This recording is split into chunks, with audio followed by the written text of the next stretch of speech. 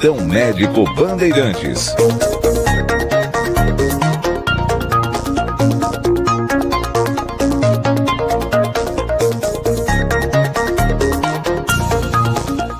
Muito bem, 10h05 e hoje abrindo aqui o Plantão Médico Bandeirantes, recebendo o cardiologista, o Dr. Edmo Atic. Tudo bem, doutor? Como você está? Seja muito bem-vindo, hein?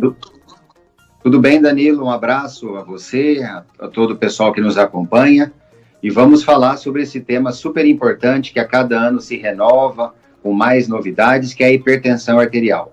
Ah, é mesmo, né, doutor? Porque na semana que vem, na próxima terça-feira, no dia 17 de maio, temos uma data importante, que é o Dia Mundial da Hipertensão. Assunto mesmo que a gente precisa trazer aqui para o debate, para a discussão, porque atinge uma parte considerável da população brasileira e mundial também, não, doutor? Com certeza. É uma comorbidade, né? Nós não chamamos basicamente de uma doença, nós classificamos como uma síndrome, por ela ter várias características, então a gente chama isso de síndrome ou de uma comorbidade que acomete muitas pessoas. E o mais interessante, quantas pessoas que estão aí caminhando nas ruas, nos parques, nas praias, têm pressão arterial elevada e não sabem, porque se trata de algo muitas vezes sem sintomas. Eu acho que essa é a grande característica que obriga a gente a ficar muito atento com a pressão arterial quando está elevada. Ela não apresenta sintomas e você precisa estar sempre acompanhando. Doutor, então vamos lá, explicar aqui do começo, ajudar o nosso ouvinte. O que caracteriza a hipertensão, a pressão alta? Quais são os parâmetros normais e quando já é considerado uma hipertensão, uma pressão alta?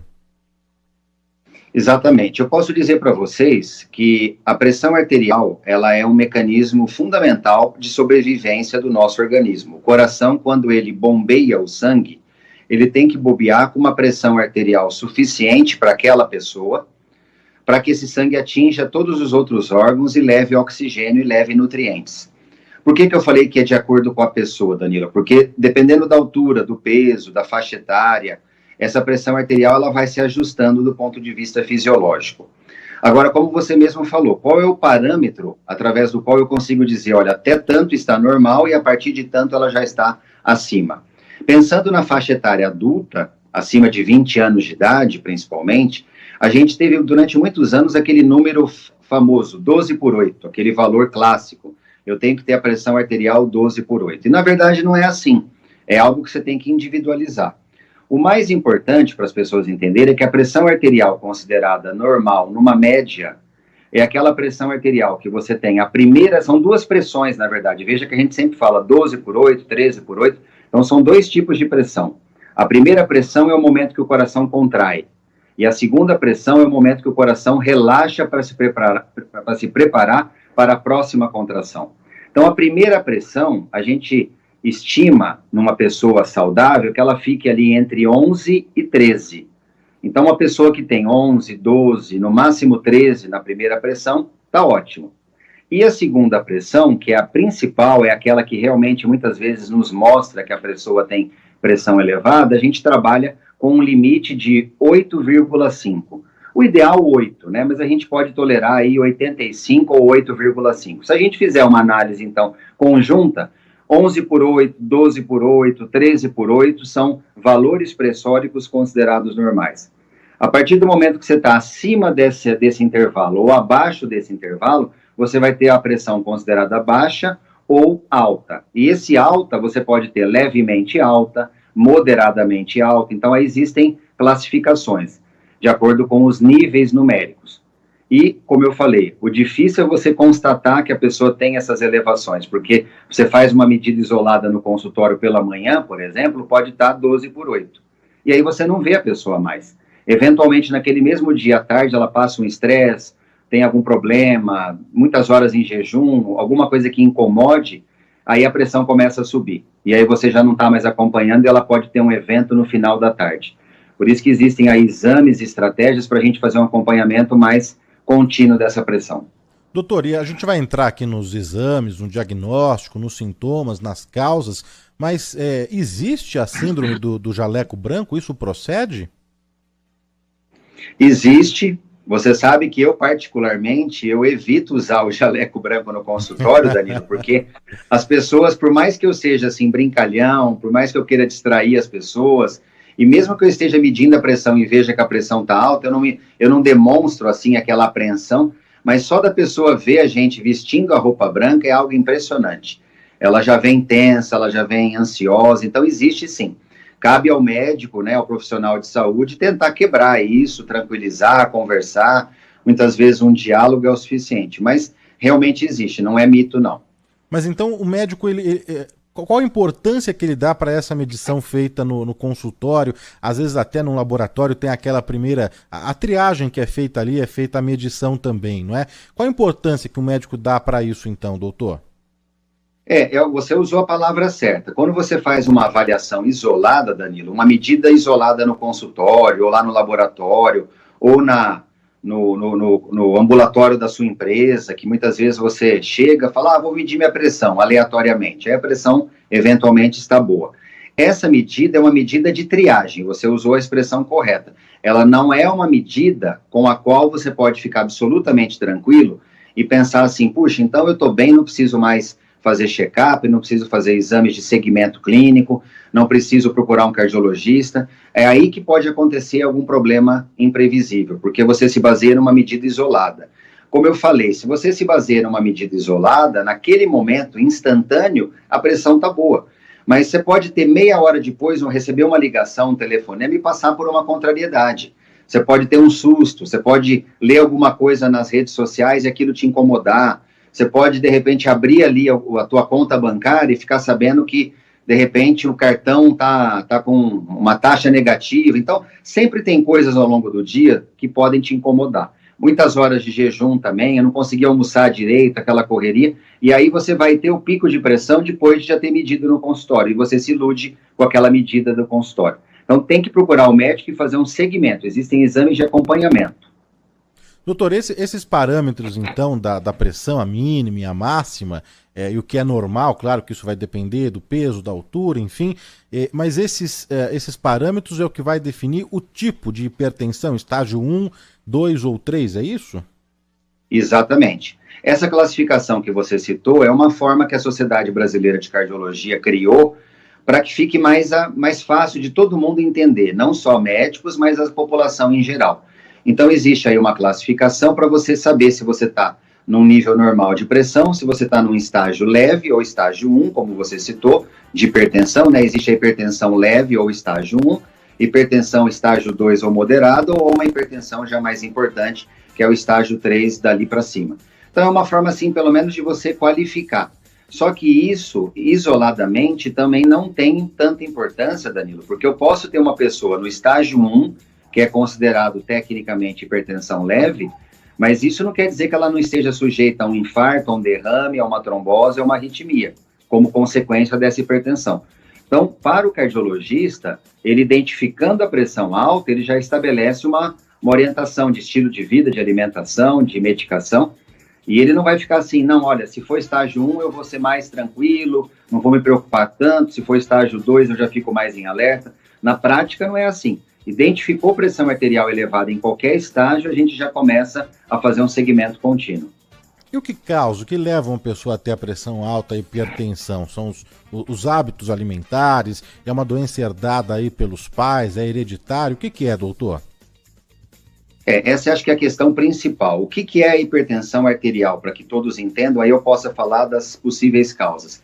Hipertensão arterial, eu acho que uma forma muito simples a gente entender é que os nossos vasos sanguíneos, artérias e veias, funcionam como canos de água, tubulações de água, onde a água, ou o sangue, no caso, deveria fluir de uma forma muito fácil.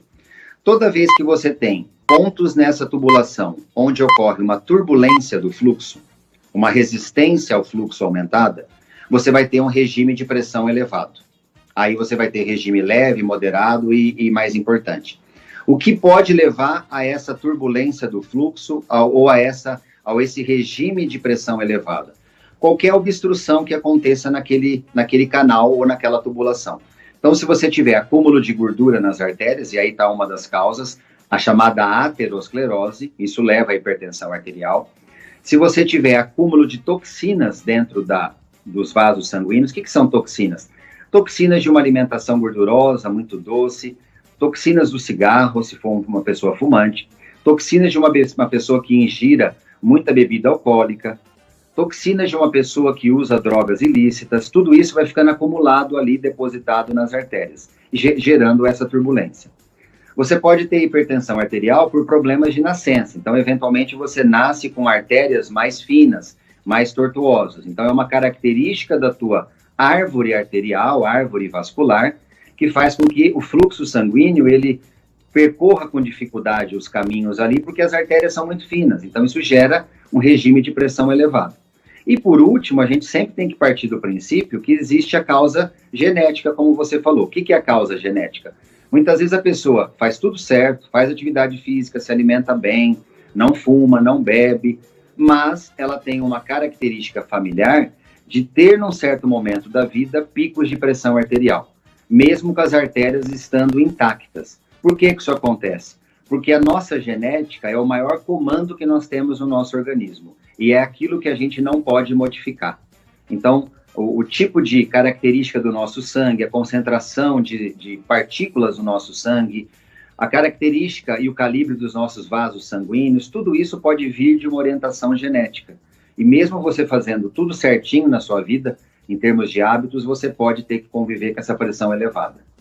Então quer dizer que não está associado à idade, não é, doutor? Porque às vezes a gente tende a relacionar algumas doenças, alguns problemas de saúde com o avanço da idade. Então a hipertensão pode aparecer, por exemplo, numa criança, num adolescente? Exatamente. Não necessariamente a idade é o fator que vai correlacionar-se com a hipertensão, Danilo. Muitas vezes eu trabalho com crianças também, e eu acabo identificando crianças hipertensas, adolescentes hipertensos, e mesmo os adultos, quando a gente diz adulto, a gente imagina, ele se tornou hipertenso com 60 anos. Quando eu digo adulto, é uma pessoa ativa, na sua 20ª década de vida, então nos seus 20 anos, que ainda é um indivíduo que saiu da adolescência recentemente, 18, 19, 20 anos, e ele já apresenta sinais de hipertensão. Muitas vezes existem gatilhos para isso ficar mais claro, né? Às vezes a criança ou o adulto jovem, o adolescente, ele é muito ansioso, vive num ambiente de muita tensão dentro da casa, ou ele já passa por alguma cobrança social muito grande, e isso já se manifesta como por ser um gatilho. Mas a gente vê, às vezes, crianças pequenas mesmo, aí na sua faixa de 6 a 10 anos, com sinais hipertensivos. E aí, o nosso sinal de alerta em termos de prevenção alimentar, atividade física e às vezes até medicamentosa já fica mais acentuado. E quais são os fatores de risco para hipertensão, hein, doutor? Eu posso dizer para você que acho que o principal fator que a gente tem visto é a obesidade ou o sobrepeso. Existe uma diferença técnica entre sobrepeso. Sobrepeso ele está num degrau abaixo da obesidade. Mas o fato de uma pessoa conviver com o peso acima, graças ao consumo de alimentos muito calóricos, e aí você inclui alimentos salgados, então o sal, alimentos muito condimentados, onde se usa muito tempero, alimentos muito doces, muito gordurosos. Então, esse tipo de característica do ser humano, sem dúvida nenhuma, é o que mais se correlaciona como fator de risco para a hipertensão arterial. A gente vai abrir aqui para os nossos ouvintes muitas dúvidas, muitas perguntas já para o doutor Edmo Atic, que é cardiologista, e hoje falando sobre pressão alta e hipertensão. Tem mensagens aqui no nosso chat do YouTube, tem mensagens no WhatsApp também. A gente vai separar aqui e colocar, né, rodar para o doutor Edmo Atic. Antes, doutor, falando sobre os sintomas, né? O paciente sente alguma coisa ou a hipertensão ela é assintomática? Esse é outro grande problema, Danilo, que vale a pena a gente destacar. Em 90% dos casos, pelo menos, a hipertensão arterial ela é assintomática. E aí está o perigo dessa condição, porque você pode ter como primeira manifestação um evento fatal, como um infarto, um derrame, uma arritmia e uma trombose. Então, para que a gente não corra esse risco de esperar o primeiro sintoma, a gente sempre esclarece, tem que fazer uma prevenção e um segmento com o médico, com o seu cardiologista, porque às vezes, e não é pouco, né, 90% dos casos, a pressão arterial elevada ela é assintomática. Quando ela gera algum sintoma, em 10% dos casos, eu posso citar 2 sintomas principalmente. Um a dor de cabeça, principalmente na parte de trás da cabeça. Então, aquela dor na região posterior ali da cabeça, próximo ao pescoço, pode ser indicativo de pressão arterial elevada.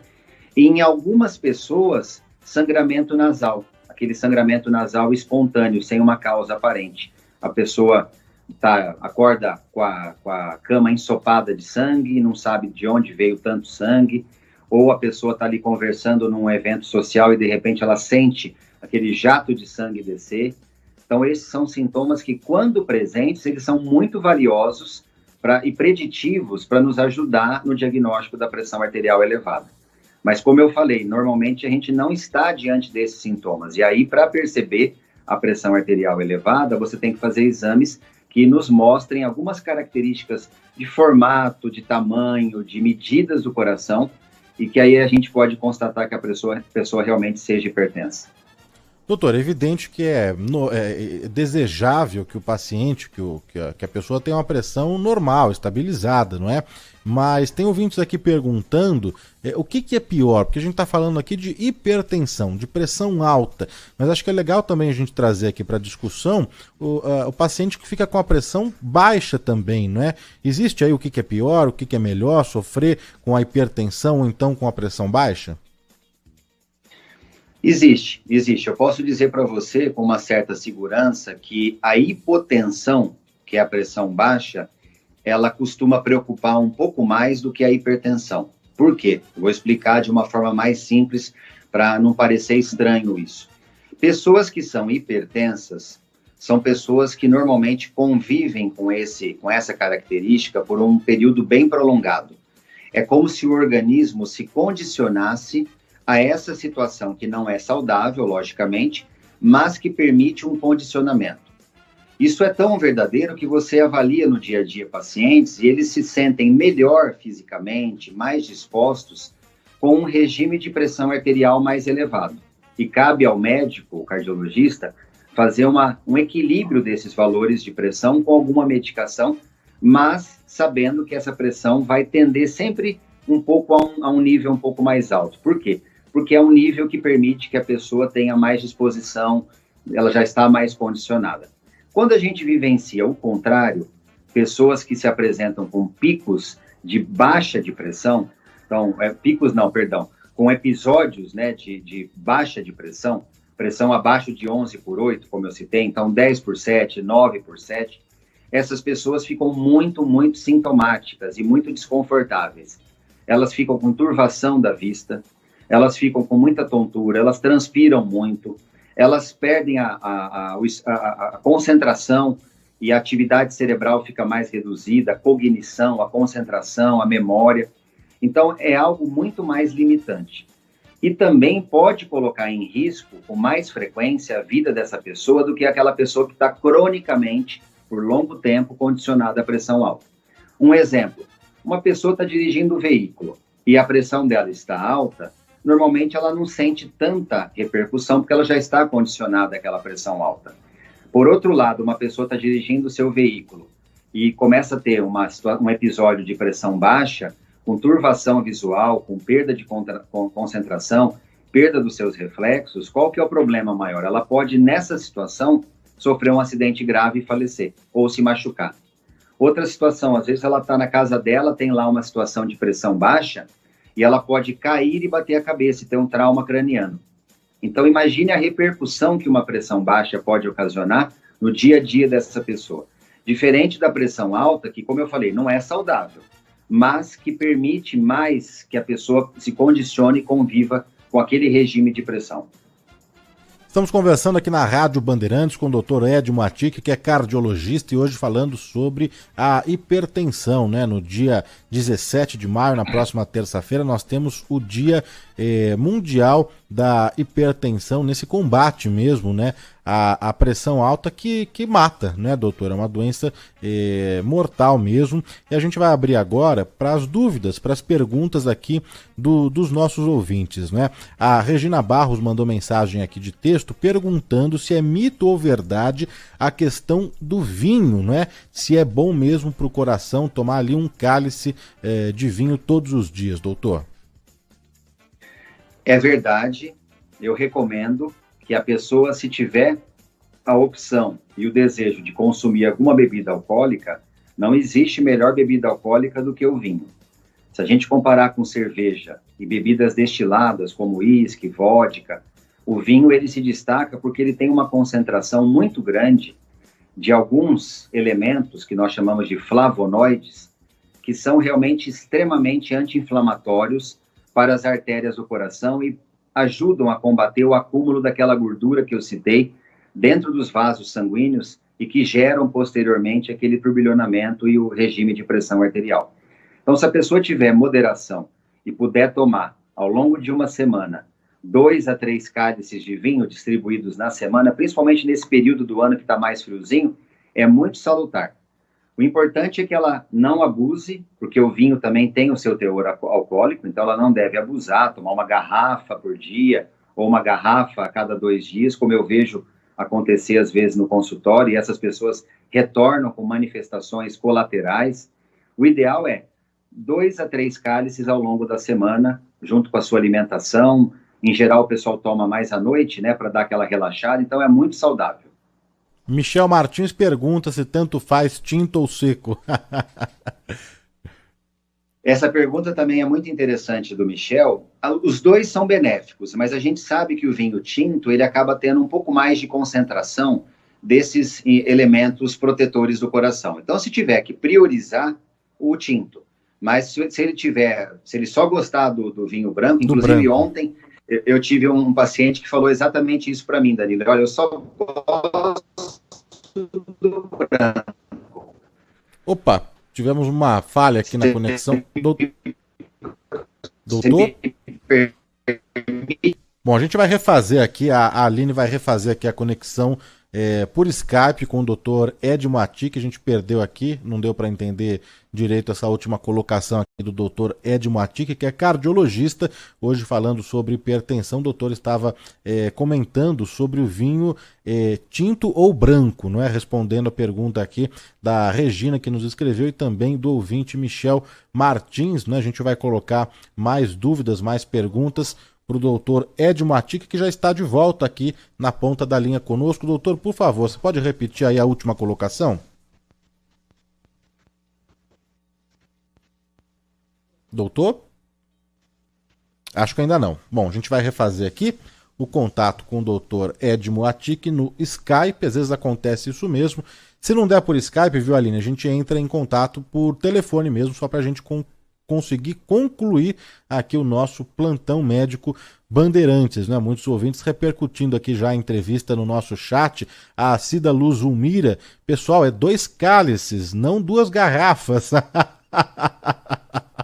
O Luiz Nunes pergunta também do chocolate amargo. Assim que a gente restabelecer o contato com o Dr. Ed Matic, vamos saber então do chocolate amargo, se também tem o mesmo efeito que o vinho, não é? Mandar um abraço aqui pro Marco Camilo, que está na nossa escuta, pro Daniel Batista, o nosso chefe de redação, também todo sábado ele sai para fazer uma caminhada, uma longa caminhada, e vai ouvindo o programa. O Laureano Arantes Neto, Gutenberg Oliveira, Aldélia Vido também mandou mensagem, pergunta, a gente vai repassar pro doutor daqui a pouquinho. A Kátia Martins, Ali Oliveira também aqui escrevendo no nosso chat do YouTube, a Vânia Santos e o pessoal que interage, que manda mensagem também pelo nosso WhatsApp, que é o 11 99904 8756. Quem mandou mensagem para cá também é a Maria Neliane Dias, o Antônio, a Loreta Bellini, que tem dúvida para o doutor Ed Moatic, o pai e filho, que estão sempre na nossa escuta, na sintonia, o João Jefferson Vicente, a Silvia Crisante, a Maria Aparecida Mendonça, a Cecília Valverde, Vera Pirillo, grande Vera Pirillo, Thelma Sanches, muitos ouvintes aqui na nossa escuta, na nossa sintonia. O Aline, se não der por Skype, a gente faz com o doutor por telefone mesmo, não tem problema nenhum, a gente segue aqui a pauta com o doutor Ed Moatic por telefone, tá? Enquanto isso, mandar aqui um alô para a Silvia Stanzioni, que também tem dúvidas para o doutor Edmo, a Penha, a Toninha Scatena, que desde cedinho mandou mensagem no Facebook, falando que iria ficar atenta à entrevista aí do doutor Edmo, o Leonardo Calandrino, Cláudia Rosana, Ana Maria Moraes, a Thelma Roma, Ricardo Sanches, a Nelly Melo, muita gente participando, interagindo, mandando mensagens para cá. Ó, lembrar também que daqui a pouquinho, enquanto a gente volta aqui no contato com o Dr. Edmo, vamos ter um sorteio. Temos alguns pares de ingresso para a peça A Última Sessão de Freud, em cartaz no Teatro Vivo, que fica em frente ali ao Shopping Morumbi, peça estrelada pelo Odilon Wagner e pelo Cláudio Fontana, uma peça que narra um encontro fictício entre o Freud e o C.S. Lewis. Eles estão lá em meio à guerra, um bombardeio, e tem a discussão, não é, sobre a finitude da vida, o medo, as relações mal resolvidas aí, questões familiares. Então teremos para o próximo fim de semana, dias 20, 21 e 22 de maio, sexta, sábado e domingo, pares de ingresso para a última sessão de Freud com Odilon Wagner e o Cláudio Fontana. Então, na sexta-feira, a sessão é às 8 horas da noite, no sábado às 9, no domingo às 18. Então, se você tem interesse aí em conferir essa peça que eu já assisti, é sensacional. Tá, assim, toda uma cenografia também dentro do escritório do Freud, a atuação também brilhante do Odilon Wagner, do Cláudio Fontana. Então, se você ouvinte tem interesse, também pode mandar aqui já a sua mensagem. A gente vai sortear daqui a pouquinho. A Aline está na produção hoje, na produção e coordenação, vai ajudar a gente nesse sorteio. Temos pares de ingresso para sexta, dia 20, sábado, dia 21 e no domingo, dia 22 de maio. A Aline faz um sinal positivo de que o Dr. Edmo já está aqui conosco. De volta, doutor? Já estou de novo. Opa, maravilha. Olha, o que tem de mensagem aqui não está escrito. Então, por gentileza, só para a gente finalizar aquela questão do vinho, doutor. Claro. O vinho, eu estava dizendo que ambos os vinhos, tanto o tinto como o branco, eles são saudáveis para o coração. Mas eu comentei que, inclusive, ontem um paciente me questionou isso que o nosso ouvinte perguntou, porque ele prefere o vinho branco, ele não gosta do tinto. Então, eu disse para ele que os benefícios existem também no vinho branco, que ele pode manter 2 a 3 cálices por semana. Claro que o vinho tinto apresenta uma concentração maior, Danilo. Então, a pessoa que puder utilizar o vinho tinto é sempre melhor. Maravilha. O ouvinte perguntou no nosso chat também, agora acho que me passou batido o nome dele, mas a questão do chocolate amargo também é a mesma coisa que o vinho, doutor? O chocolate amargo também é outro item que a gente tem que valorizar na nossa alimentação. Para vocês terem uma ideia, hoje em dia existe uma dieta para emagrecimento e para proteção cardiovascular com boas evidências, que é a chamada dieta do chocolate e do vinho. Eu, inclusive, costumo passar para algumas pessoas quando eu percebo que a pessoa precisa realmente perder peso e, ao mesmo tempo, proteger o seu coração. Aí a pessoa fica até feliz, puxa, mas tomar vinho e comer chocolate, que maravilha, né, numa dieta. Mas isso está fundamentado, desde que o chocolate seja, como você falou, de 70%, ou pelo menos acima de 50%. Por quê? Porque acima de 50%, o que é esse valor numérico? Ele representa a taxa percentual do cacau. E o cacau é um fruto que nós produzimos aqui no Brasil, na região Nordeste, em grande quantidade, riquíssimo em substâncias protetoras ao coração. Então, quando você utiliza um chocolate acima de 50%, você realmente está comendo um produto palatável, gostoso, apetitoso e que também oferece para nós uma proteção ao nosso coração. E aí eu deixo essa dica, o vinho tinto com moderação e uns quadradinhos de chocolate acima de 50%, se você fizer isso 3 a 4 vezes por semana, você vai se beneficiar tanto para emagrecimento como para a sua saúde cardiovascular. Então tá aí, né? Explicado aí a questão do vinho e do chocolate. Olha, tem muitas mensagens para o Dr. Edmo Attic. A gente vai tentar atender a todas as solicitações aqui, a demanda do nosso ouvinte. Chega uma aqui por áudio, doutor. Bom dia, doutor. Bom dia, Danilo. É verdade ou mito que no inverno a pressão arterial tende a subir, a ficar mais alta? Um abraço, Ricardo de São Paulo. Essa pergunta do Ricardo, Danilo, é excelente. Quero parabenizar o Ricardo por essa abordagem, porque isso é verdade, não é uma verdade só dos momentos atuais, isso é uma verdade já estudada a fundo em vários artigos médicos, em várias publicações. Pelo menos nas últimas décadas, nós temos várias estatísticas mostrando que no inverno, e se a gente considerar essa fase agora no Brasil, maio, junho, julho, até agosto, que é o nosso inverno, realmente as taxas de pressão arterial elevada são mais significativas, e vou até adiantar mais, o infarto do coração também. Então, tomemos mais cuidado, pessoas em geral, com a exposição do corpo ao frio.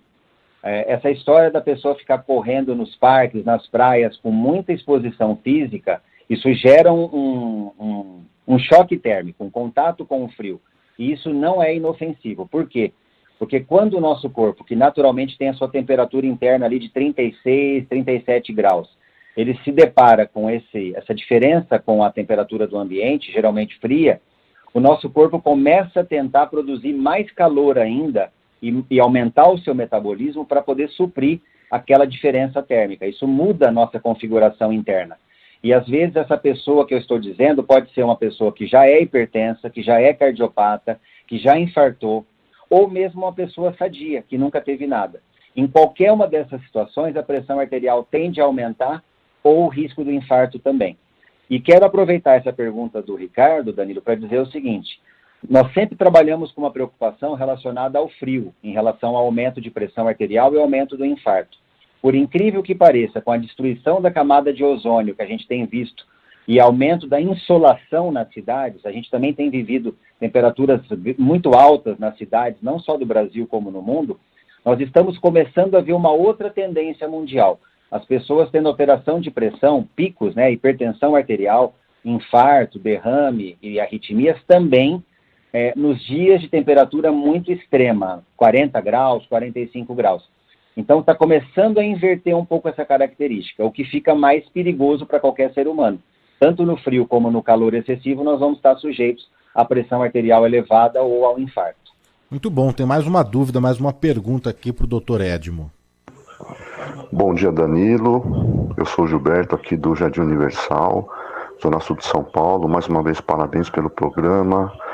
Um tema, assim, super importante. Eu gostaria de perguntar ao Dr. Edmo se hipertensão tem cura. Um abraço. É possível Excelente reverter, pergunta. doutor? Excelente pergunta do Gilberto também, quero parabenizá-lo. Eu vou explicar aqui rapidamente como que funciona essa questão de ter cura ou não.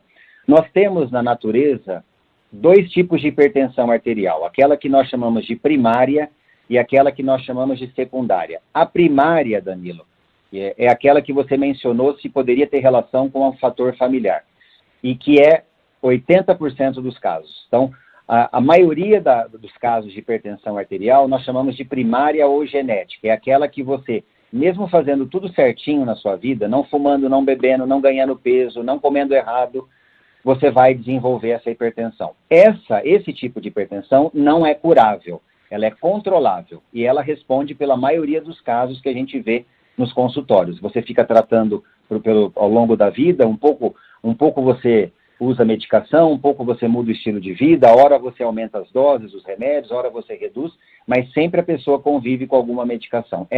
Ela não é curável, mas ela é controlável. Agora, a hipertensão arterial secundária é aquela que você pode reverter e curar.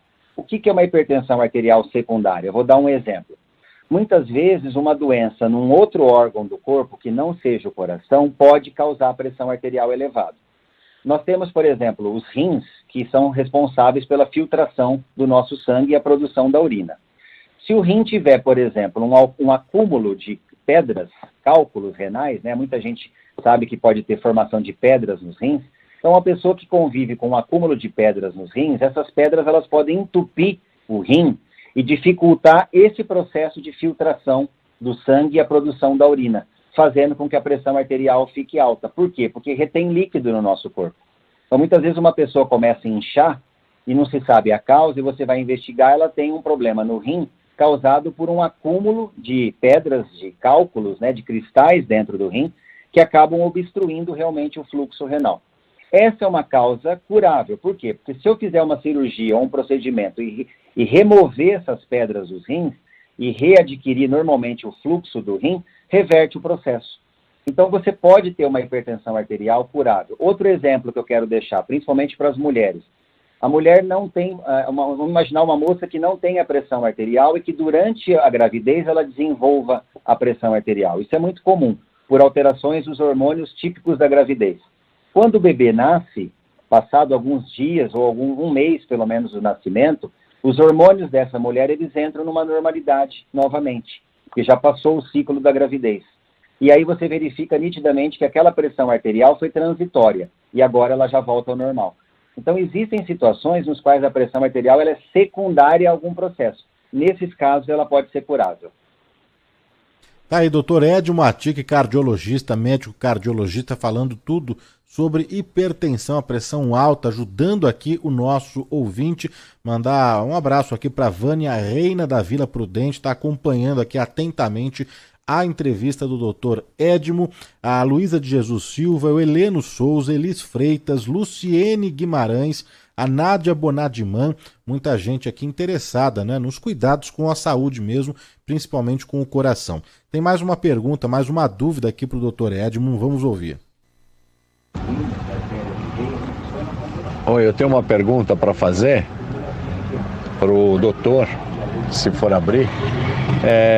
Para você medir a pressão em casa, qual que é a posição correta do braço? Você tem que ficar com o braço um pouco acima, na altura do peito, ou pode ficar com o braço solto? E é melhor medir deitado, sentado? É isso que eu queria saber. Muito obrigado. Obrigado, Danilo, nosso ouvinte que está participando aqui, né, doutor? Diga lá. Primeiramente, queria parabenizar o programa e a qualidade das perguntas, porque todas muito apropriadas, muito pertinentes. Essa questão também, ela é muito típica no dia a dia e vale a pena a gente tornar isso público. Como medir a pressão adequadamente em casa? Normalmente em casa as pessoas utilizam aqueles aparelhos digitais, né? A gente tem que entender que não é todo mundo que sabe medir com aquele aparelho de insuflação, de encher o balãozinho como o médico faz no consultório. Então, partindo do princípio que você vai medir a pressão com um aparelho digital, a primeira premissa é que você sempre avalie se esse aparelho tem um selo de qualidade, se ele tem um período definido de calibragem. Então você tem que ter uma procedência adequada desse aparelho e verificar a questão do período de calibragem, se ele tem o selo de qualidade. Quando você usa um aparelho digital, normalmente você não se preocupa tanto com essa diferença de altura do braço, mas eu particularmente recomendo, até para que sejam medidas em condições iguais e você possa ter uma avaliação mais precisa, até porque cada vez que o paciente vai medir em casa, ele registra isso numa folha e ele leva essa planilha para o médico alguns dias depois, e a gente tem que partir do princípio que ele mediu sempre numa posição semelhante, no mesmo horário do dia, preferencialmente, e num estado de repouso.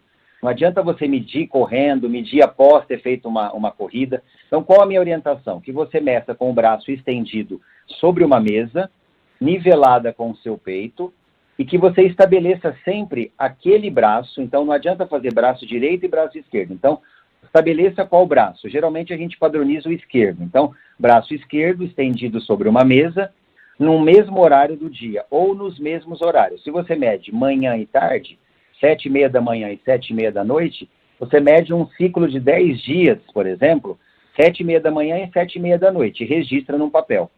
Porque se você começar a medir deitado, sentado, de pé, após correr, em horários muito variados, isso pode levar o cardiologista a uma interpretação errada. Então, braço estendido sobre uma mesa, mesmo horário do dia, mesma posição, em repouso, nunca após uma corrida, nunca após um estresse, e sempre padronizando o dia a dia no mesmo horário. Doutor, a pergunta aqui da Karina Salgado no nosso chat do YouTube. Bom dia a todos. A minha irmã é hipertensa, porém, depois que teve a Covid, ela começa a transpirar, se sentir mal, mal-estar geral, e quando vai ver a pressão está muito baixa.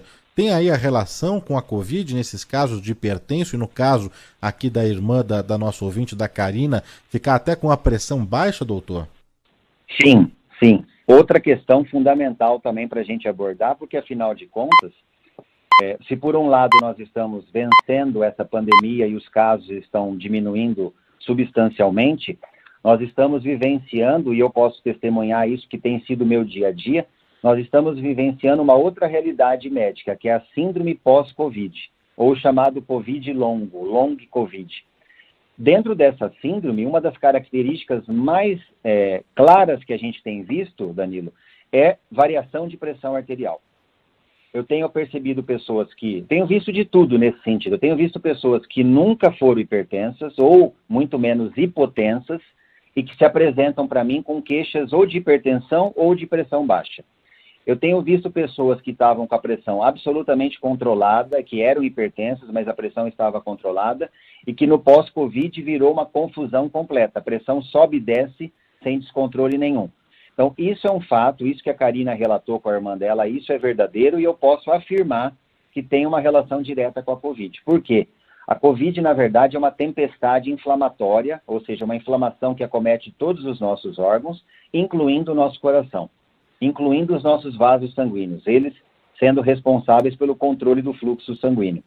Então, fica sempre durante um tempo, isso está mais ou menos perceptível entre 6 meses a 1 ano após a Covid, esse período é crítico para que as pessoas que tiveram Covid, e até ressalto um detalhe, não precisa ter sido um Covid forte, não.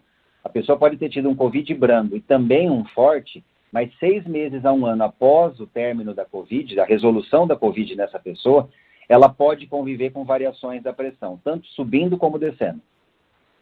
Estamos conversando aqui na Rádio Bandeirantes com o Dr. Edio Matic, cardiologista. Temos aqui o tempo apertado mesmo, mas a gente vai tentar, né, responder aqui, atender os nossos ouvintes. E não fiquem bravos, né, se a gente não conseguir atender todo mundo, mas a gente marca numa próxima, porque o assunto é importante mesmo. O Laureano pergunta o seguinte: Dr. Edmo, pressão 11/8 é bom ou ruim para um paciente que tem 90 quilos e IMC acima de 30? É uma pressão considerada adequada, só que limítrofe. Por que eu digo limítrofe? Porque se ele tem o IMC acima de 30, ele já tem um pouco de sobrepeso, ele tem um certo grau de sobrepeso. Ele não é um obeso mórbido, logicamente, mas ele tem um grau de sobrepeso, ele está um pouco acima do peso. E a pressão 11/8, ela pode ser, no caso dele, uma pressão limítrofe, no sentido de mostrar que se descer um pouquinho, ele começa a ter sinais clínicos de uma queda de pressão, de uma hipotensão. Então, eu recomendaria que ele se alimentasse ao longo do dia muito corretamente, fizesse as 3 refeições diárias, intercalando essas refeições com frutas, sucos, vitaminas, chás naturais, para que ele tivesse um grau de manutenção dessa pressão de 11/8 até 12/8. Isso ele consegue, como eu falei, com uma alimentação regrada, e com um grau de hidratação mínimo de 2 a 3 litros ao dia. E quando eu digo hidratação, não é só a água mineral. Você pode estar tomando sucos naturais, chás naturais, para complementar. Agora, caso ele deixe de se alimentar, fazer as 3 refeições minimamente, ou não se hidrate minimamente com 2 a 3 litros, ele vai começar a ter naturalmente uma queda da pressão ao longo do dia. E a hora que essa pressão chegar em 10/7, 11/7, certamente ele vai começar a sentir muita fraqueza, muita indisposição, vai começar a limitar a realização de qualquer atividade. É isso que eu gostaria de recomendar para que ele não passasse por esse desconforto. Doutor, para a gente encerrar aqui, mais uma pergunta aqui do nosso ouvinte.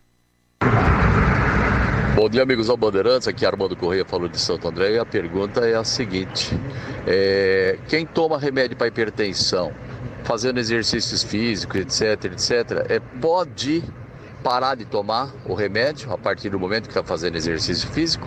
Forte abraço a todos. Essa questão, Danilo, é uma questão muito interessante pelo seguinte: por que ele está fazendo essa pergunta? Por que o Armando pensou nessa questão? Provavelmente porque ele já deve ter lido ou foi dito a ele que o exercício físico naturalmente é um mecanismo antihipertensivo. E isso é verdade. Se a pessoa tiver uma prática física regular e orientada por um especialista, ele vai ter um mecanismo natural de combate à hipertensão, porque a atividade física, ela abre os vasos sanguíneos, ela dilata os vasos sanguíneos, fazendo com que aquele fluxo que porventura estivesse turbilhonando, tendo dificuldade de escoamento, esse fluxo fique mais fácil. Então, é um mecanismo muito simples de você combater a hipertensão, é você fazer atividade física moderada e orientada.